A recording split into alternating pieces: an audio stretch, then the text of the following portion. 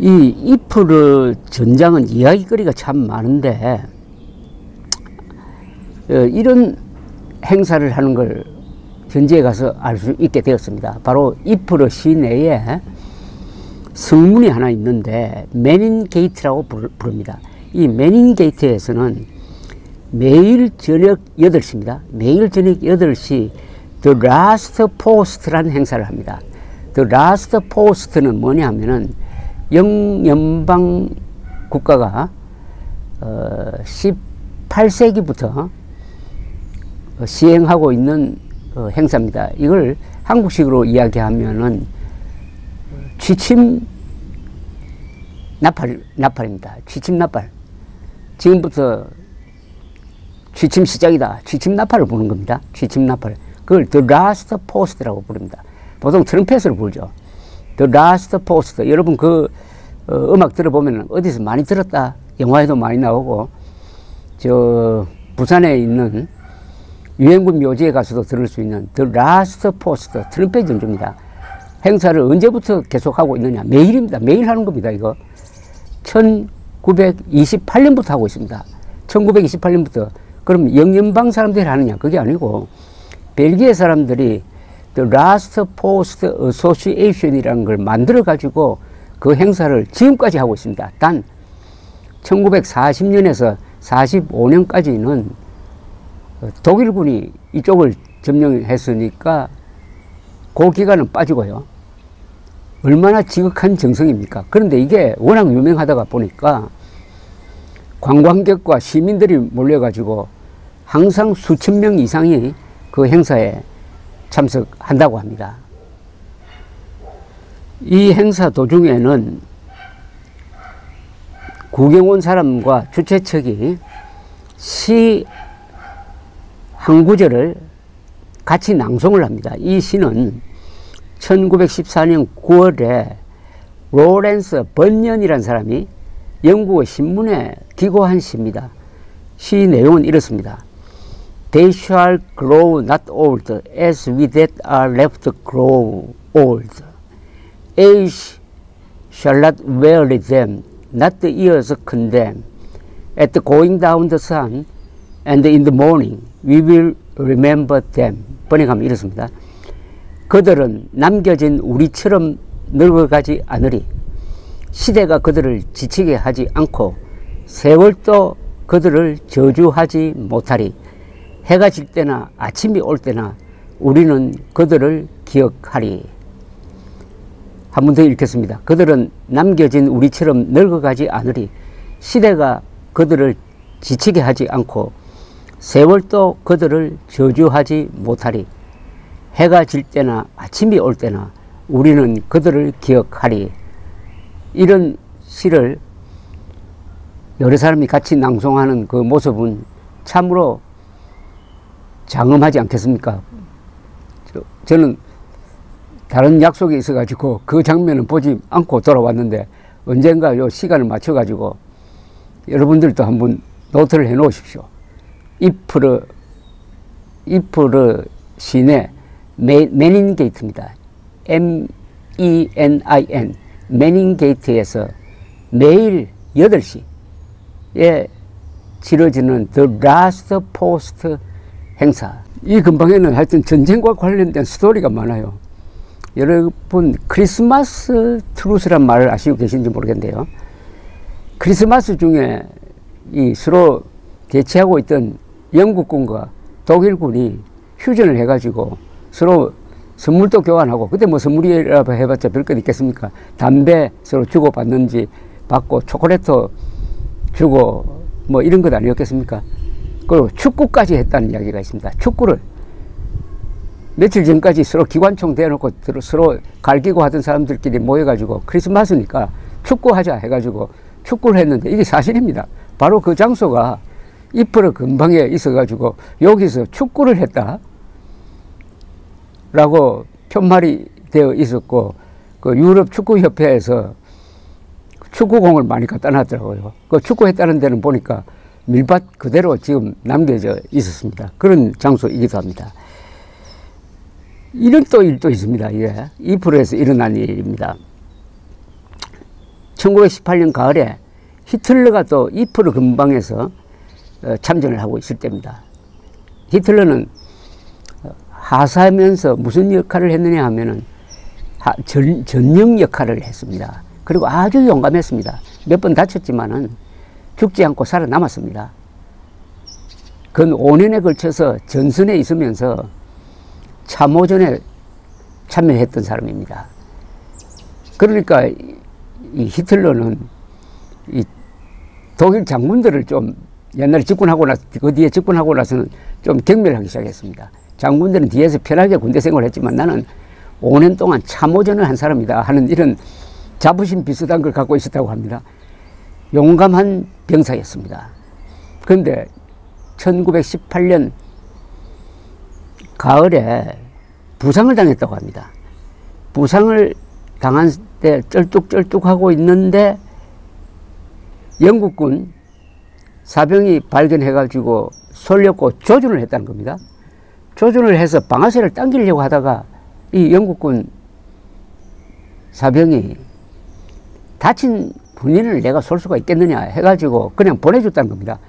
가라고 하니까 그 독일군 병사가 아주 손을 흔들면서 고맙다는 표시를 하고 갔다는 그런 이야기가 있습니다.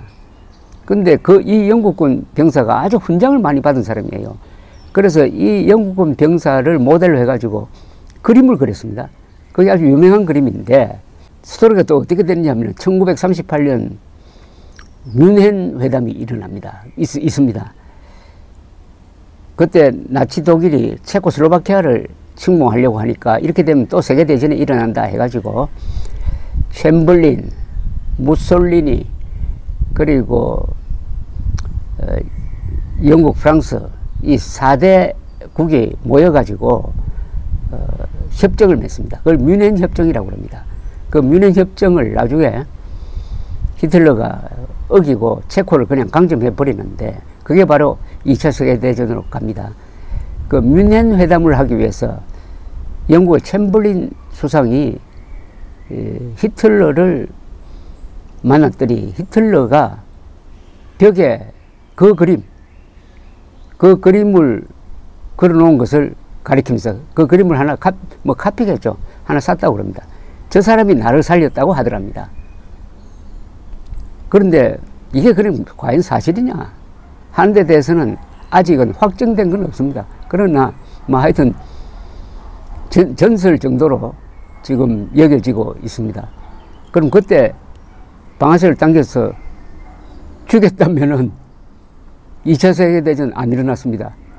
이 2차 세계대전은 1차 세계대전과 다릅니다. 1차 세계대전은 유럽의 이 조건에서 유럽의 대치 구도에서 필연적으로 일어날 수밖에 없었다.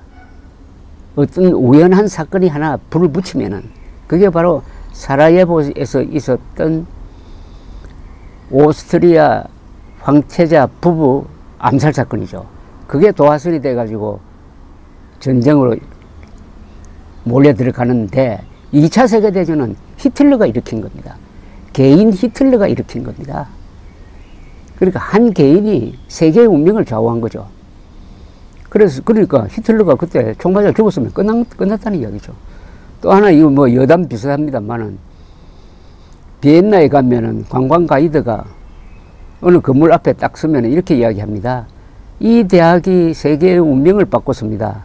이 대학이 바로 비엔나 예술대학인데 2번이나 화가 지망생 히틀러를 낙방시켜서 세계 역사를 바꿨습니다. 이렇게 설명합니다. 그것도 말이 맞아요. 히틀러가 화가가 되려고 했습니다. 또 그림을 많이 그렸어요. 그 그림 노숙자 시절에 그 그림을 팔아서 먹고 살았습니다. 그 히틀러를 입학시켰더라면은 화가로 갔지 않을까. 그러면 2차 세계대전은 없었던 것 아닙니까? 뭐 그런 에피소드가 있습니다. 그런데 이 벨기에 사람들이 이 영국군을 이렇게 기리는 역사적인 이유가 있습니다. 1830년에 벨기에가 독립을 했습니다. 벨기에는 오래된 나라가 아닙니다. 그전에는 네덜란드 소속이었습니다. 근데 네덜란드 소속으로 있다가 그 여러 가지 이제 종교도 다르고 이 벨기에 사람들은 카톨릭이 많고 네덜란드 사람들은 개신교가 주도하는 사회죠. 역사적 배경, 종교적 배경도 다루고 해가지고 1830년에 프랑스의 후원을 받으면서 독립을 했습니다. 네덜란드가 막으려고 했지만은 프랑스가 도와주어가지고 벨기에가 독립을 했는데 국제적 공인을 받는 절차가 있었습니다. 그게 1830년대 말에 39년쯤 될 겁니다. 1839년 무렵에 런던에서 영국 중재로 해가지고 회담이 있었습니다. 거기서 그 회담을 계기로 해가지고 유럽의 열강들이, 열강이라 하면 영국, 프랑스, 프러시아, 오스트리아 뭐 이런 나라죠. 벨기에를 영세 중립국으로 공인을 해줍니다. 중립국 위치를 부여합니다. 자, 그런데 1914년 1차 세계대전이 터집니다. 1차 세계대전 경과를 보면은 오스트리아가 황태자를 죽인 청년이 소속된 세르비아에 대해서 선전포고를 합니다. 세르비아는 슬라브 국가죠. 그 슬라브 민족의 종주국인 러시아가 세르비아를 지키기 위해서 총동원령을 내립니다. 그러니까 독일이 러시아에 대해서 당신들 총동원령을 내리면 우리도 총동원령 내린다. 그러니까 중단하라. 러시아가 총동원령을 중단하지 않으니까 독일이 러시아에 선전포고를 합니다. 근데 러시아와의 동맹국이 프랑스입니다. 프랑스도 총동원령을 내리니까 독일이 중단하라 안 하니까 독일이 프랑스에 선전포고를 합니다. 연쇄적으로 막 물려 들어갑니다. 근데 그때 독일군은 프랑스를 먼저 치고 프랑스를 먼저 보불전쟁 때처럼 프랑스를 무력화시키고 그 다음에 그 병력을 가지고 동쪽으로 가서 러시아군을 제어한다 하는 계획을 갖고 있었습니다. 주력을 프랑스로 보냅니다. 그런데 전쟁 계획이 하나 있었어요. 그것을 슐리펜 플랜이라고 불립니다.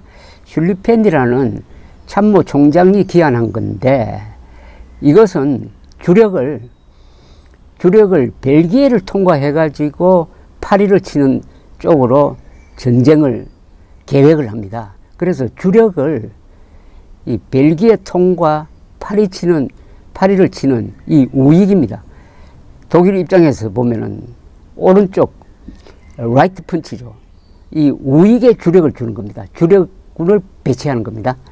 이게 성공하려면 벨기에를 통과해야 됩니다. 근데 벨기에는 영세 중립국이니까 통과하면 그건 약속 위반이죠. 그래서 임진왜란 때와 비슷하게 독일이 벨기에 최후 통첩을 합니다. 우리 벨기에를 통과해가지고 프랑스를 치겠다. 길을 빌려달라 이럽니다. 도요토미 히데요시가 우리는 명나라를 칠 테니까 조선은 길을 빌려달라. 그걸 거부하니까 임진왜란이 일어난 것 아니겠습니까? 벨기에도 거부를 합니다. 용감하게. 거부를 하니까 벨기에에 선전포고를 하면서 쳐들어갔습니다. 그때 벨기에가 병력이 적었지만 아주 용감하게 싸웠습니다. 그러니까 벨기에의 영세 중립을 보장하겠다고 약속했던 영국이 선전포고를 하게 됩니다. 독일에 대해서. 이렇게 해서 세계대전으로 발전합니다. 그러니까 벨기에 사람들은 벨기에를 지켜주기 위해서 이 선전포고를 하고 또 벨기에 땅에 와가지고 죽은 영연방 군인들을 우리가 추모해야 되지 않겠느냐 이렇게 되니까 1928년부터 그러니까 얼마입니까 이게 뭐 근 한 90년 이상 계속 취침, 점호, 나팔 행사를 하게 된 거라고 저는 보았습니다. 이 영국 영화라든지 이 영국 이야기를 보면은 영국 사람들이 2차 세계대전보다 1차 세계대전을 더 끔찍하게 기억하고 있는 걸 알 수가 있습니다. 실질적으로 전사자도 영국군의 경우에는 1차 세계대전 때 더 많이 죽었습니다. 한 90만 명이 죽었습니다. 군인입니다. 2차 세계대전 때는 그 한 50만 명 이하로 죽었습니다. 그리고 1차 세계대전은 참혹한 전쟁입니다. 평지입니다. 주전장이 독일 기준으로는 서부전선이죠. 그러나 파리 기준으로는 동부전선인데 하여튼 벨기에 그리고 이 프랑스와 독일 적병지대를 따라서 격전이 벌어졌습니다. 대평원 지역에서 산도 없고 큰 강도 없는 데서 싸우려니까 참호를 파는 수밖에 없죠. 참호를 파고 포격전으로 시작해가지고 돌격을 할 때는 그 다음에 기관총을 쏘고 나중에는 소총, 대검, 독가스, 나중에는 탱크 나오고 비행기 나오고 이런 아주 어떻게 보면은 개괄지에서 밀집 대형으로 싸우니까 얼마나 많이 죽었겠습니까? 그래서 1차 세계대전을 2차 세계대전은 주로 기동전이었는데 1차 세계대전을 더 영국 사람들이 끔찍하게 생각합니다. 1차 세계대전 때 독일이 군인이 200만 명 정도 전사하고 프랑스가 약 140만 명 전사하고 영국이 약 90만 명 전사했습니다. 1차 세계대전 때 죽은 군인 숫자가 한 1000만 명 됩니다. 민간인은 그보다 더 많이 죽었겠죠. 2차 세계대전 때는 군인 전사자가 그보다 훨씬 더 많습니다. 3배 이상이죠. 이 1차 세계대전을 다룬 소설 중에서 가장 유명한 소설이 서부전선 이상 없답니다. 이걸 쓴 사람은 독일 사람인데 에리히 마리아 레마르크, 아까 말씀드렸던 대로 바로 이프르 지역에서 참전했다가 그때 징병된 18살에 징병되었다가 다쳐가지고 병원에서 종죄를 맞았습니다. 이 소설은 자기 개인 체험이 많이 깔려 있죠.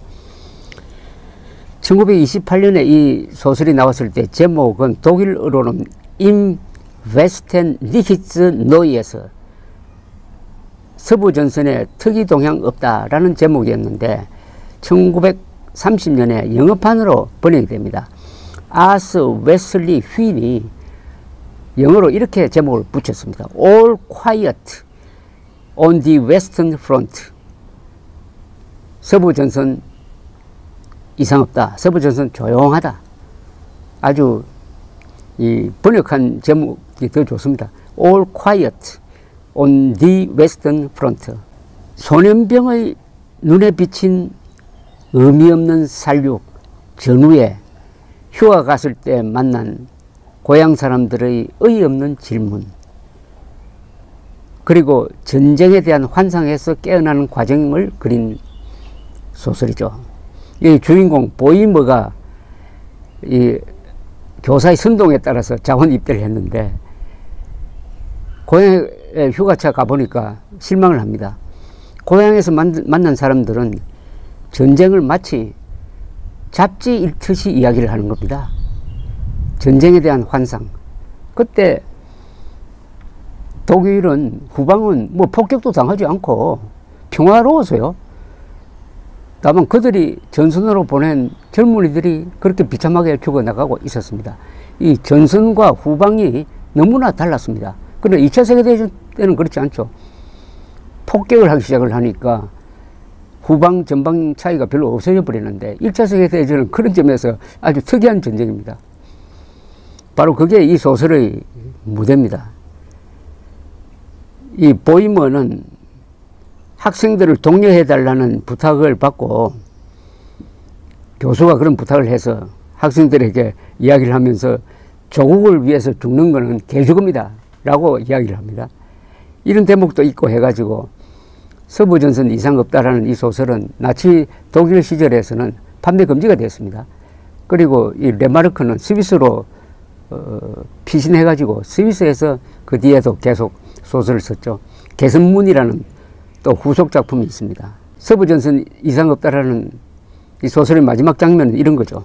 1918년 10월 독일군이 항복하기 한 달 전입니다.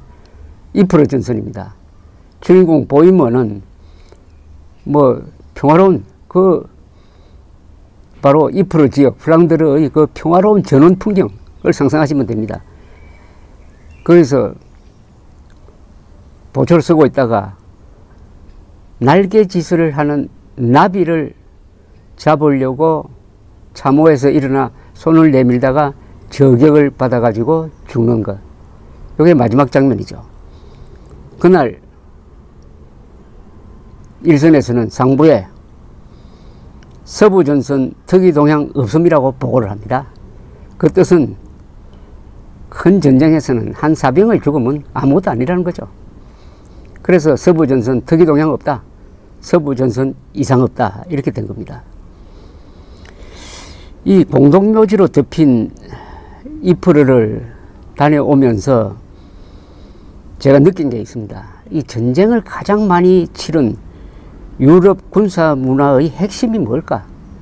결국은 죽은 이들을 추모하면서 현재 살고 있는 사람과 태어날 사람들의 안녕을 도모하는 것이 아니겠느냐 하는 생각이 들었습니다.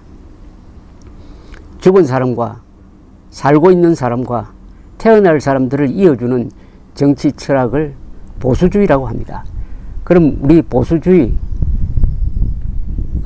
건국 이념으로 된 대한민국은 나라를 위해 죽은 사람들을 기려야 합니다. 그것이 살고 있는 사람과 앞으로 태어날 사람들에 대한 봉사이기도 하죠. 그리하여 죽은 사람, 현재 살고 있는 사람, 태어날 사람들을 하나의 끈으로, 하나의 유대로 연결시켜 주는, 이게 바로 군사문화의 핵심이다. 한국은 6.25 전쟁, 월남 전쟁을 거쳤지만은 아직도 이 군사문화에 대한 철학적인 각성이 부족하다 하는 것을 이프르 전선 여행에서 느꼈습니다. 감사합니다.